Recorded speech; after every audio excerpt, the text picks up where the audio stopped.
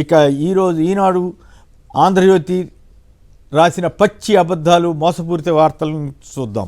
రోతరాతల మోసగాళ్ళుగా మారిన రాధాకృష్ణ, రామోజీ పచ్చి అబద్ధాలను ప్రచారం చేస్తున్నారు. ప్రతిరోజు జగన్పై విషం కక్కుతున్నారు. దిక్కుమాలిన దరిద్రపు కొట్టు అబద్ధపు సంపాదకీయాలు రాసి ఈనాడు ఏపీ ప్రజలను మోసం చేయాలని చూస్తోంది. వార్తల్లోనూ సంపాదకీయాల్లోనూ రెచ్చిపోయి రామోజీ 89 ఏళ్ల వయసులో ప్రజలను వంచడానికి విశ్వయత్నం చేస్తున్నారు. చంద్రబాబు ఇచ్చిన మేనిఫెస్టో గురించి సంపాదకీయం రాసి అది ఎలా సాధ్యమో చెప్పాల్సిన ఇంగిత జ్ఞానం లేని ఈనాడు, అలాగే ఆ పత్రికా అధినేత రామోజీ మళ్ళీ ఇసుక మాఫియా అంటూ చెత్త సంపాదకీయం రాసింది. యథాప్రకారం ల్యాండ్ టైటిలింగ్ యాక్ట్పై చంద్రబాబు పచ్చి అబద్ధాలు మాట్లాడుతున్నారు.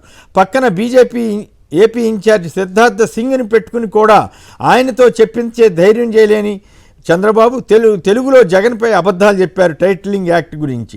నిజానికి చంద్రబాబు తిడుతున్నది జగన్ని కాదు, ప్రధానమంత్రి మోడీనే. ఏపీలో భూములు కాజేయడానికి మోడీ టైటిలింగ్ యాక్ట్ తెచ్చినట్లుగా ఆయన చంద్రబాబు చెబుతున్నారని అనుకోవాలి. ఎందుకంటే ఈ చట్టం కేంద్ర ప్రభుత్వానికి కనుక. కొద్ది కాలం క్రితం ఏపీ బీజేపీ అధ్యక్షురాలు పురంధరేశ్వరి మాట్లాడుతూ ల్యాండ్ టైటిలింగ్ యాక్ట్ కేంద్రం తెచ్చిందని, దీనిపై టీడీపీ దుష్ప్రచారం చేసిందని ఆమె వ్యాఖ్యానించారు. దాని తాలూకు ప్రకటన స్టేట్మెంటు ఈ కాపీ ఇందులో చూడొచ్చు. అది మళ్ళీ చదివి వినిపిస్తాను తర్వాత.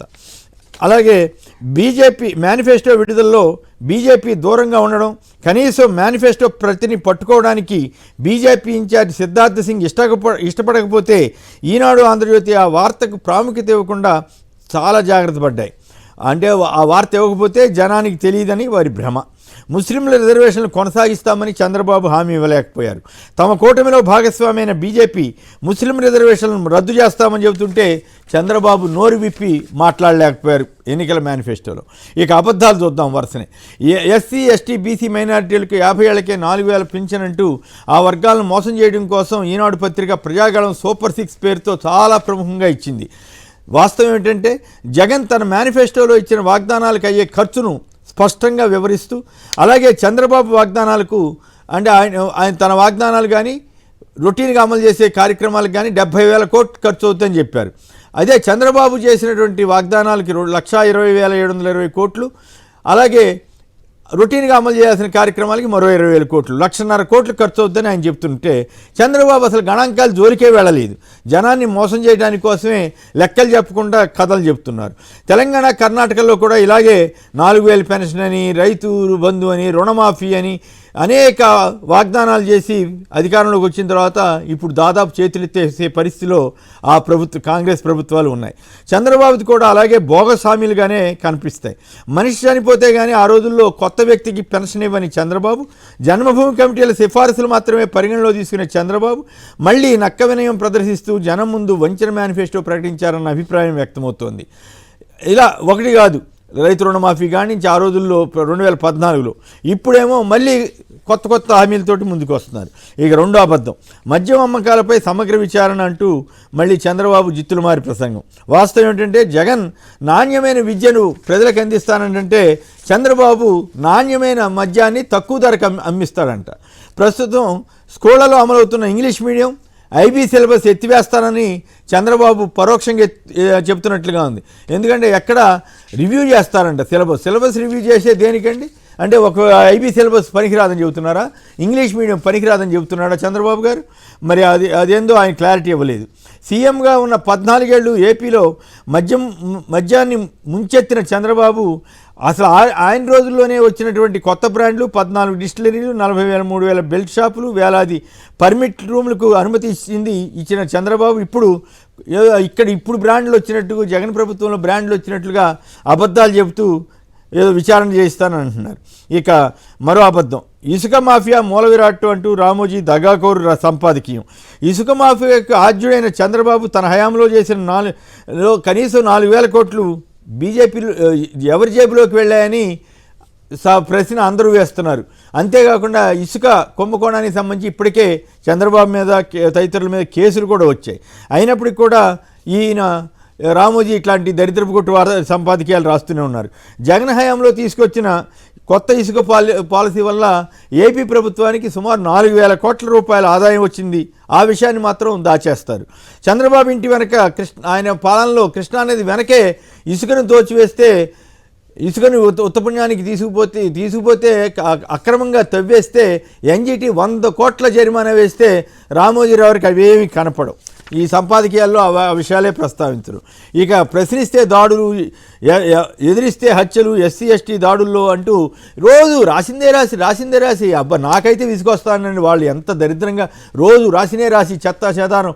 ఇతర రోజుల్లోనండి ఒక్క వార్త ఒక రోజు రాస్తే ఇంకా అసలు ఆ వార్త గురించి ఫాలోఅప్ ఏదనుంటే రాయాలి తప్ప మళ్ళీ అదే వార్తని నెల రోజులు 2 రోజులు నెల తర్వాత రాసినా కూడా తిట్టేవాళ్ళు.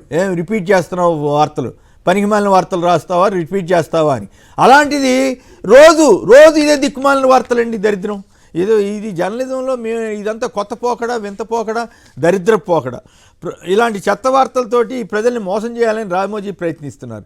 ఎస్సీ వర్గాల్లో జనం అంతా కూడా జగన్ని ఆదరిస్తుండటంతో దాన్ని తగ్గించడం ఎలాగో అర్థం కాక క్రిమినల్ మైండ్ తోటి ఈనాడు సంపాదక బృందం రామోజీ ఆధ్వర్యంలో ఇలాంటి క్రిమినల్ రాతలు రాస్తున్నారు.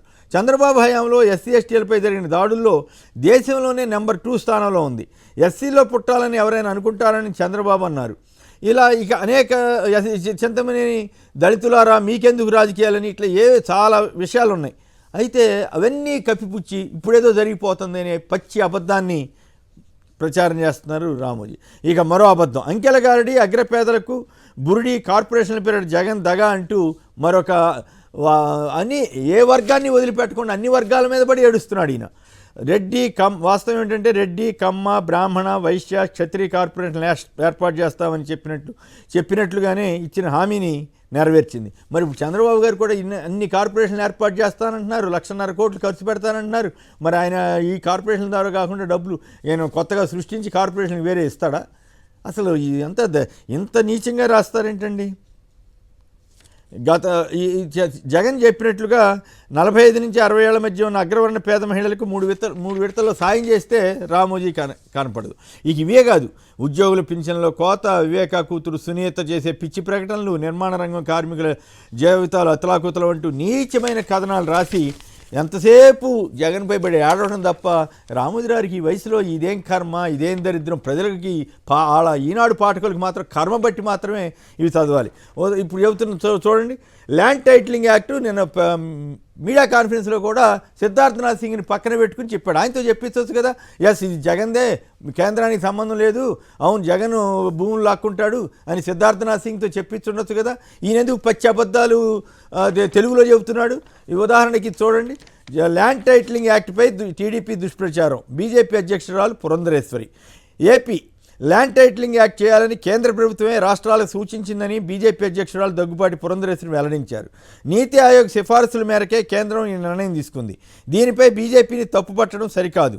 ల్యాండ్ టైటిలింగ్ యాక్ట్ ఏపీ ప్రభుత్వం పలు అభ్యంతరాలు వ్యక్తం చేసిందని, కేంద్రం తుది నిర్ణయం తీసుకోవాల్సి ఉందని చెప్పారు.